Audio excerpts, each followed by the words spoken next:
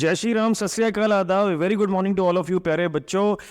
उम्मीद है आपका जो मॉर्निंग शिफ्ट का जेई का एग्जाम है बहुत बढ़िया गया होगा। मैं पेपर का एनालिसिस भी करूंगा कि कैसे आया, इजी आया, मॉडरेट आया, टफ आया, कौन सा सेक्शन इजी आया, डिफिकल्ट, मॉडरेट। अब फटाफट से जो बच्चों ने मेरे स्टूडेंट्स ने क्वेश्चंस भेजे हैं, मेमोरी वेस्ट जो उनके दिमाग में थे, तो फटाफट से उसके सोल्यूशंस दे रहा हूँ आपको, ध्यान दीजिएगा, अपने अपने आंसर्स जरूर चेक कर लीजिए, एकदम सीधे होकर बैठ जाइए। देखिए पहला क्वेश्चन मैं डिस्कस कर रहा हूँ, मॉर्निंग शिफ्ट 27 जनवरी 2024।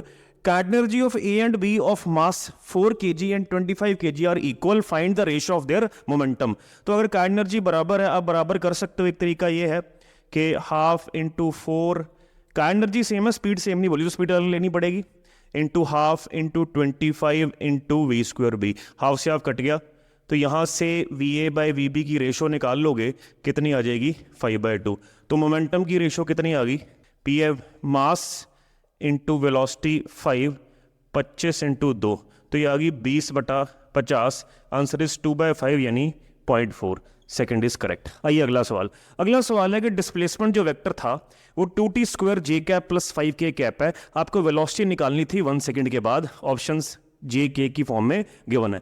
जब डिस्प्लेसमेंट टाइम डिपेंडेंट है तो डेरिवेटिव लेना पड़ेगा, तो वेलोसिटी विल बी ds/dt। इसका 2t² का डेरिवेटिव आ गया 4t, 5 का डेरिवेटिव 0 आ गया, तो वेलोसिटी आ गई इतनी। 1 सेकंड के बाद वेलोसिटी कितनी, 1 डाल दीजिए, 4j cap. This is the answer. तीसरा सवाल असर्शन रीजन है, राइट। इसकी ऑप्शंस इस तरह से आती हैं कि क्या पहली स्टेटमेंट ट्रू है, दूसरी ट्रू है, क्या दूसरा पहले को एक्सप्लेन भी कर, तो वैसे ही है कुछ, ठीक है। तो ट्रू और फॉल्स ही है। स्टेटमेंट 1 चेक करते हैं कि ट्रू है कि फॉल्स है। पहली statement viscosity of gases more than liquids, ये गलत है। गैसेज की विस्कोसिटी बहुत कम होती है लिक्विड से, this is false. Basic question NCERT.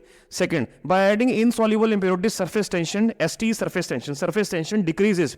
देखिए ये ट्रू है। इनसॉल्युबल इंप्योरिटीज जैसे डिटर्जेंट्स वगैरह हो गए, उससे सरफेस टेंशन घट जाती है, लेकिन जो हाईली सॉल्युबल इंप्योरिटीज हैं सच एज NaCl सॉल्ट, उससे सरफेस टेंशन बढ़ जाती है। So this is true statement.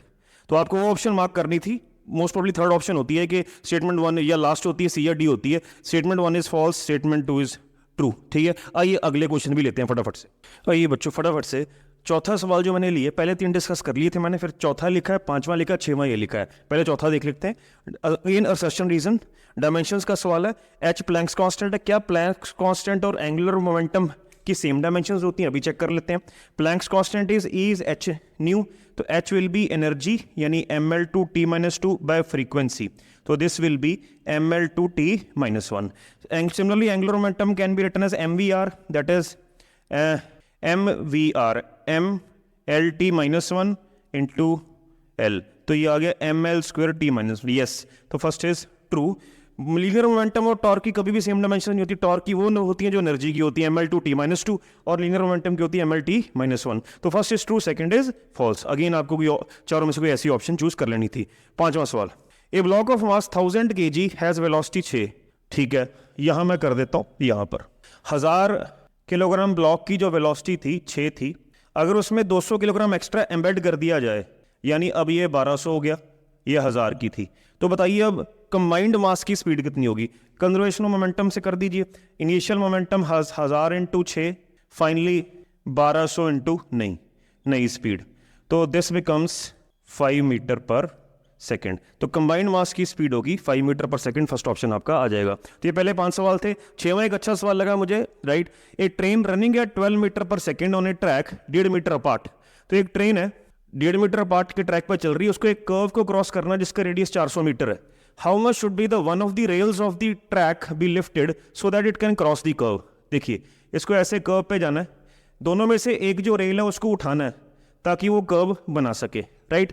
तो इस तरह के क्वेश्चन में सबसे पहले तो एक डायग्राम ऐसे इमेजिन कर लेते हैं। देखिए ये ट्रैक के बीच का गैप है, ठीक है। आप ऐसे इमेजिन कर लीजिए, जब इसको ऐसे उठाया जाएगा, इसको ऐसे पीछे वाले ट्रैक को मान लीजिए उठाया जाए, ऐसे उठाया जाएगा तो एक इंक्लाइंड प्लेन बन जाएगी। तो मान लीजिए ये जो ट्रैक था पहले ऐसा था, इसको उठाकर यहाँ ले गए, तो ये जो विड्थ है ट्रैक की वो 1.5 मीटर ये होगी। एच आपको निकालना है, कितनी ऊंचाई पर ये पिछला हिस्सा आपने उठा दिया है, एच निकालना है। मान लीजिए एंगल थीटा है, राइट। अब हम अपनी तरफ से क्या क्या निकाल सकते हैं, मुझे वेलोसिटी गिवन है, तो इसके लिए मैं फॉर्मूला लगाऊंगा √rg tan थीटा का, स्क्वेयरिंग बोथ साइड्स करूंगा। v गिवन है, मैं टेंजेंट थीटा यहाँ से निकाल लेता हूँ। क्यों निकालूंगा पता लगेगा। v स्क्वायर यानी 12 × 12, रेडियस 400 ग्रेविटी 10 ले लीजिए। अब देखिए क्योंकि अगर ये एंगल निकालोगे तो देख लीजिए काफ़ी छोटा एंगल बन रहा है। ये छोटे एंगल पर साइन या टेंजेंट को अप्रॉक्सीमेट किया जा सकता है। तो इस ट्राइंगल में जो साइन थीटा निकलेगा परपेंडिकुलर अपॉन हाइपोटेन्यूज, उसी को मैं tan थीटा अप्रॉक्सीमेट कर लेता हूँ, तो वही tan थीटा है, यानी h/1.5 भी tan थीटा है, ये भी tan थीटा वो भी tan थीटा, दोनों को बराबर कर दीजिए। तो दोनों को जब इक्वेट किया तो हाइट की वैल्यू आ गई 144 इंटू 1.5 अपॉन 4000। ठीक है प्यारे बच्चों, तो ये 4 से ये काट दीजिए, ये 36 हो गया। 36 इंटू 15 कितना हुआ, यहाँ निकाल देता हूँ, 180 36 14 3 4 540। तो ये आ गया 540 बटा 10 की पावर 4, एक कट गया, तो ये आ गया 0.054। 0.054 इज 0.053 मीटर्स। आइए आगे बढ़ते हैं। आइए बच्चों फटाफट से 3 और सवाल देखते हैं। 7th क्वेश्चन मॉडर्न फिजिक्स से, if electron revolving in third Bohr's orbit of hydrogen atom is has radius r, then what will be its radius in fourth orbit. चौथे ऑर्बिट में क्या रेडियस है इन टर्म्स ऑफ r आपने निकालना है। तो चलिए, nth ऑर्बिट में रेडियस का फॉर्मूला होता है a0 n² z, where a0 is Bohr's radius, z is atomic number hydrogen का 1 हो गया। तो पहले केस में जो थर्ड ऑर्बिट में रेडियस है वो r दी, यानी rn आपका r है, a0 3 का square 9। This is your first equation. यहाँ से a0 निकाल सकते हो आप r/9। ठीक है, चौथे रेडियस, चौथे में कितना हो जाएगा, अगेन a0 इंटू 4 का स्क्वायर 16। a0 की वैल्यू कितनी है, r/9, यहाँ डाल दीजिए, तो ये बन गया 16 r/9, सेकेंड ऑप्शन। 8वां क्वेश्चन देखते हैं, मैग्नेटिक फील्ड का क्वेश्चन है। क्वेश्चन में गिवन था 2 लॉन्ग स्ट्रेट वायर्स हैं, यानी इन्फाइनाइट वायर्स हैं, दोनों में इक्वल करंट्स कैरी कर रहे हैं लेकिन डायरेक्शन ऑपोजिट है, दोनों की सेपरेशन 5 सेंटीमीटर है। उनके मिड पॉइंट पे मैग्नेटिक फील्ड निकालनी है। देखिए राइट हैंड थंब रूल से पहली वायर की फील्ड अंदर को, दूसरी की भी अंदर को होगी, तो दोनों सेम डायरेक्शन में वेक्टर आ गए, तो नेट फील्ड होगी ट्वाइस ऑफ μ0I/2πr। 2 से 2 कट जाएगा, μ0 की वैल्यू 4π इंटू 10, करंट 10 एम्पियर्स, पाई डिस्टेंस r, यानी ये मिड पॉइंट लेना पड़ेगा, उसका आधा 2.5 इंटू 10⁻² मीटर में बदल लीजिए, तो ये उड़ा दीजिए, ये 4, तो ये हो गया 16 गुना 10⁻⁻5 टेस्ला। ठीक है, 9वां क्वेश्चन, ये क्वेश्चन है, ये बिल्कुल पिछले साल 2023 के किसी पोर्शन में आया या 2022 का रिपीट है क्वेश्चन, थोड़ी वैल्यूज चेंज है, उसमें भी आया। कह रहा है एक जो कंप्लीट वायर थी उसकी, जिस वायर की लेंथ L थी उसकी रेजिस्टेंस है R। अब इसी वायर को 5 इक्वल पार्ट्स में काट दिया और उसको पैरेलल में लगा दिया, तो 5 इक्वल पार्ट्स हो गए, पैरेलल में लगा दिया। ठीक है जी, तो अगर इक्वल पार्ट्स में काटोगे हर एक की लेंथ L/5 हो जाएगी। ठीक है, और मान लो हर एक की रेजिस्टेंस R है, तो पांचों की रेजिस्टेंस कितनी होगी, R/5। ठीक है, तो हर एक वायर की रेजिस्टेंस हुई ρL/A, यानी ρL है L/5 इंटू है, और इधर वाला 5 भी आ गया, 5 इंटू 5 25, तो ये बन गया ρL/A। ρL/A है ये R। ठीक है, तो this becomes R/25। C is the answer. ठीक है बारे बच्चों, ये टोटल 9 क्वेश्चंस हैं, कुछ और क्वेश्चंस मेरे पास हैं, चलिए डिस्कस करते हैं। आइए बच्चों फटाफट से 3 और सवाल देखते हैं। Find delta V/V at 4000 metre depth in ocean given bulk modulus density G, सब ऐसा यूनिट्स में है। चलिए बल्क मॉडुलस का फॉर्मूला लगा देते हैं, दैट इज 2 इंटू 10⁹। प्रेशर जैसे H⍴G, H है 4000, रो है 1000 इंटू 10 बाय डेल्टा V/V। इसको एक तरफ कर लीजिए, तो ये बन गया 4 3 3 6, 4 इंटू 10⁻7 बाय 2 इंटू 10⁹। 2 से 2 कट गया, this becomes 2 into 10⁻²। C is the answer. ठीक है, 11वां क्वेश्चन SHM से क्वेश्चन है। एक पार्टिकल SHM परफॉर्म कर रहा है, एम्पलीट्यूड इतना, मैक्सिमम स्पीड इतनी है, find the position where velocity is 5 centimetre पर सेकेंड। तो you can easily calculate by this formula. Velocity 5 centimetre है, ओमेगा आप मैक्सिमम स्पीड के फॉर्मूले से निकाल सकते हो जो कि ए ओमेगा है। सो ओमेगा आ गया V/A, V यानी 10, A है 4, एम्पलीट्यूड का स्क्वायर 16 माइनस y निकालना है, तो ये आ गया 20, ये 2 हो गया, ये आ गया 16 माइनस y का 2 का स्क्वायरिंग बोथ साइड्स, तो ये कितना बना 16 माइनस 4 12, √12 सेंटीमीटर में मैंने निकाल दिया, फर्स्ट ऑप्शन। ठीक है, 12वां क्वेश्चन एक अच्छा क्वेश्चन है, गलत हो सकता है बच्चों का। A proton with constant velocity enters a field having, एक प्रोटॉन कांस्टेंट वेलोसिटी से 2 फील्ड्स में एंटर करता है, जहां पर बी भी यूनिफॉर्म है, इलेक्ट्रिक फील्ड भी यूनिफॉर्म है, देन वी कैन से क्या। अब ऑप्शन इस तरह से बनाई हुई थी, मल्टीपल चॉइस करके उन्हें ऐसे बनाई थी। पहली ऑप्शन, क्या ए और बी करेक्ट है, क्या ABC करेक्ट है, क्या ABD करेक्ट है, क्या अकेला A करेक्ट है। ठीक है, चलिए देखते हैं।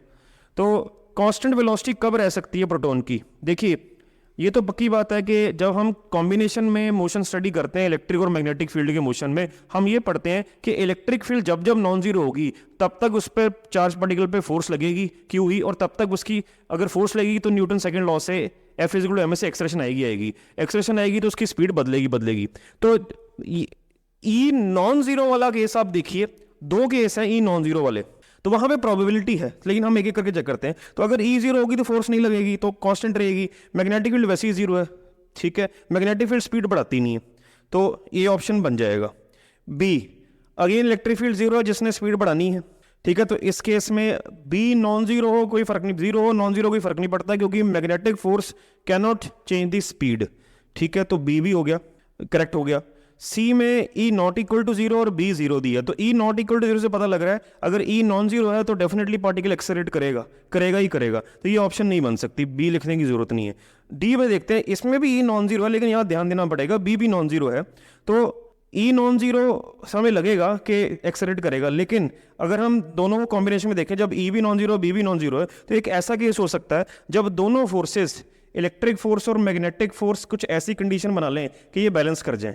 तो देखिए बी नॉन जीरो होने से फोर्स आ जाएगी B Q V, E non zero से फोर्स आ जाएगी, लेकिन तब भी वेलोसिटी अगर इन दोनों फोर्सेस का रिजल्टेंट या ये बैलेंस कर जाए एक दूसरे को, तब भी नेट फोर्स जीरो आ जाएगी, तो यानी डी भी बन सकता है। तो इसका ऑप्शन बनेगा ए बी डी, तो वो डी करके ऑप्शन थी, डी ऑप्शन थी, A B D are correct है। आइए एक क्वेश्चन आ रहा है मेरे पास, डिस्कस करते हैं फटाफट से। हाँ जी बच्चे देखिए, ये क्वेश्चन था इलेक्ट्रोस्टैटिक्स का। एक चार्ज पार्टिकल 10⁻⁻⁶ माइक्रोकूलम ओरिजिन पे पड़ा था, और दो कोऑर्डिनेट्स हैं पी के इतने √3,3, इसके √6,0, दोनों के बीच का पोटेंशियल डिफरेंस निकालना है। तो पोटेंशियल डिफरेंस क्या है, इसका इस पे पोटेंशियल होगा, उसके लिए ये डिस्टेंस निकालना पड़ेगा। ये √3 है, ये √3 है, तो पाइथागोरस से कितना आ जाएगा, ये √6 आ जाएगा। तो इसका यहाँ पे पोटेंशियल हुआ के क्यू, चार्ज तो सेम ही रहेगा दोनों के लिए, तो क्यू लिख लेता हूँ, के क्यू बाय √6। इसका यहाँ पे पोटेंशियल भी सेम रहेगा, तो दोनों को जब माइनस करोगे आंसर क्या आएगा, जीरो। तो एक ऑप्शन जीरो भी थी। तो प्यारे बच्चों ये मेमोरी बेस्ड क्वेश्चन थे, यानी जो बच्चों ने, मेरे स्टूडेंट्स ने मेरे को भेजे 13 क्वेश्चन भेजे, मैंने आपको डिस्कस कर लिए। मैं जल्द से जल्द जैसे मुझे क्वेश्चन पता लगते हैं मैं पार्ट 2 भी बनाऊंगा, तो अपने अपने आंसर चेक कर लीजिए। उम्मीद करता हूं कि आप बहुत ज़बरदस्त करके आए होंगे पेपर को। पेपर फिजिक्स का बहुत मॉडरेट था, बहुत सारे बच्चे 200 से पार जा चुके हैं, लेकिन कट ऑफ ज़्यादा जाएगी, पक्की बात याद रखना। मैं एनालिसिस भी लेकर आऊँगा जल्द से जल्द। ज़्यादा से ज़्यादा बच्चे कमेंट जरूर कीजिए कैसे लगे आपको ये सोल्यूशन, स्पीड सॉल्यूशंस, और मेरे साथ जुड़िए रहिए, क्योंकि मैं अब आगे आपको 45 डेज क्रैश कोर्स भी लेकर आऊंगा, जेई मेन का, इवन नीट का, इवन एडवांस के लिए। धन्यवाद।